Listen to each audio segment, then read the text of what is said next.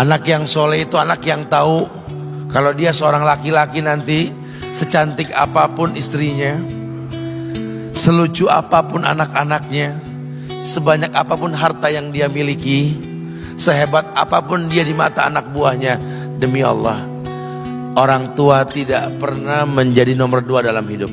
Ini banyak orang yang suka salah ini.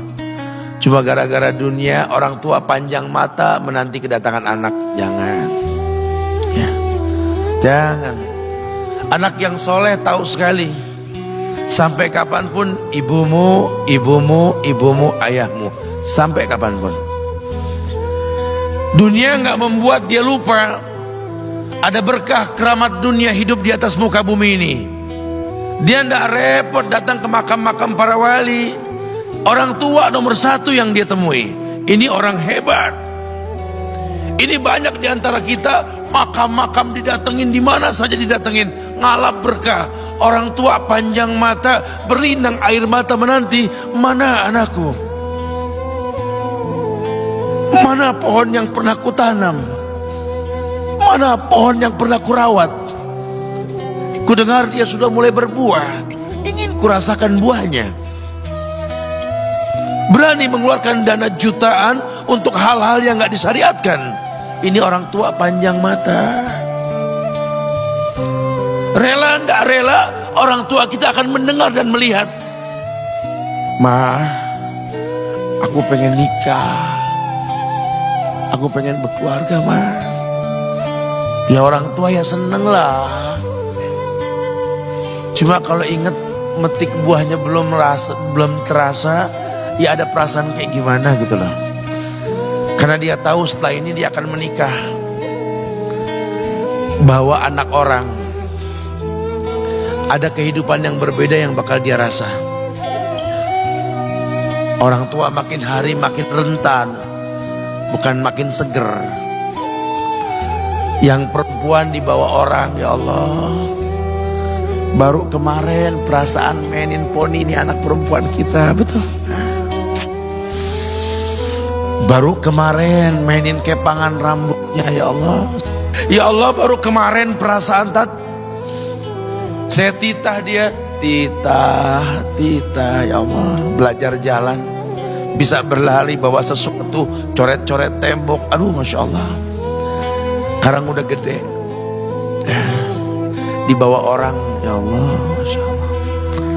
Yang laki dekat sama mamahnya. Baru kemarin tangan mungilnya kita tuntun, kalau kelepas dia nangis, betul. Sekarang tangannya keker besar, tangan ibunya keriput, betul. Mau nangkep tangan anak pun sudah mulai susah. Membawa anak orang datang dengan gagah, cium tangan, cipika-cipiki, udah. Ma, kita jalan dulu Ma ya. Udah Mama, udah. Digandeng tangan kekasihnya, dirangkul pundaknya. Ini anak laki ndak tahu ibunya kayak diiris-iris jantungnya. Dia lihat tangannya yang keriput, ya Allah. Udah berapa lama tangan ini nggak dibawa sama anak ini? Udah berapa lama tangan ini nggak digandeng sama anak saya? Kita merasa bangga akur merangkul istri kita, ibu kita ngelihat pundaknya.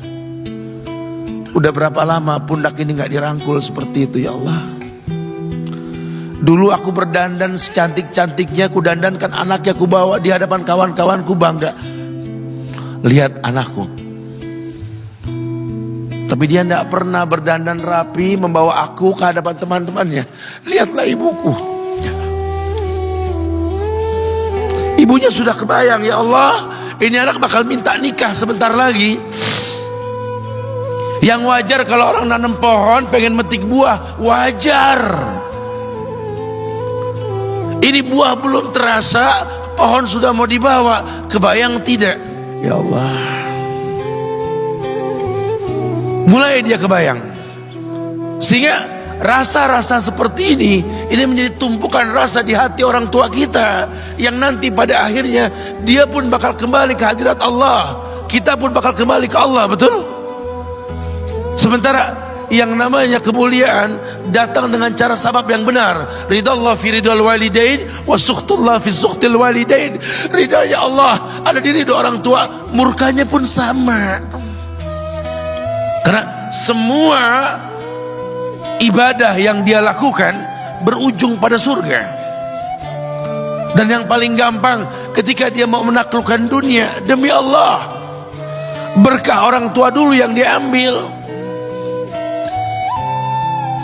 Ini dirasa oleh orang mulia yang Nabi katakan, innahu min ahlis sama, innahu min ahlis sama. Manhu? Siapa dia? Sahabat, manusia yang pernah hidup zaman sahabat tapi nggak ketemu Rasul, yang bernama Uwais Al-Qarni, pemuda miskin pengembala kambing di negeri Yaman.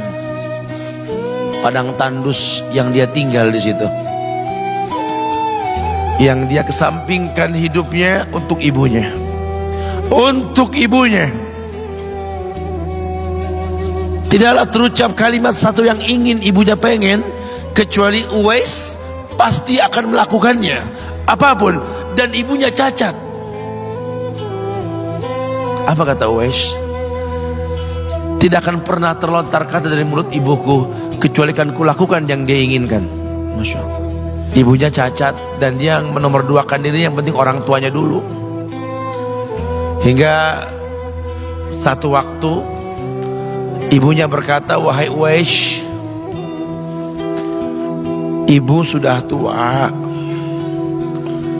Andai kematian mendatangi ibu, ada beberapa keinginan yang ibu pengen merasakan keinginan tersebut. Mungkin enggak ya? Apa Bu? Katakan. Ibu pengen haji. Bengong, Wais, ya Allah Bu, ini Yaman, Hadramaut, yang sekarang saja pesawat itu bisa 3 jam menuju Saudi itu, 2 jam lebih lah menuju Saudi. Ini lebih jauh lagi, kebayang berapa ratus kilo, berapa ribu kilo nggak tahu. Ya baiklah ibu, kata Uwais, aku tidak pernah menolak permintaan ibuku, tapi kali ini aku tidak bisa menjawab karena mikir gimana caranya ini. Apalagi dia seorang pemuda yang punya penyakit sopak, ada tanda-tanda putih di bagian badan itu kayak pano besar gitu tuh. Udahlah, terserah gimana nantilah. Yang penting ini nomor 1 dalam hidup ini. Dia beli seekor anak sapi, digendong tiap hari itu sapi sama si Uwais menuju puncak gunung. Turun lagi, gendong ke atas, turun lagi tiap hari. Sampai orang bilang, Uwais gila no. Orang sapi dipiara, dia digendong tiap hari naik gunung yang tinggi. Sampai nggak berasa, dikatakan 8 bulan dia lakukan itu.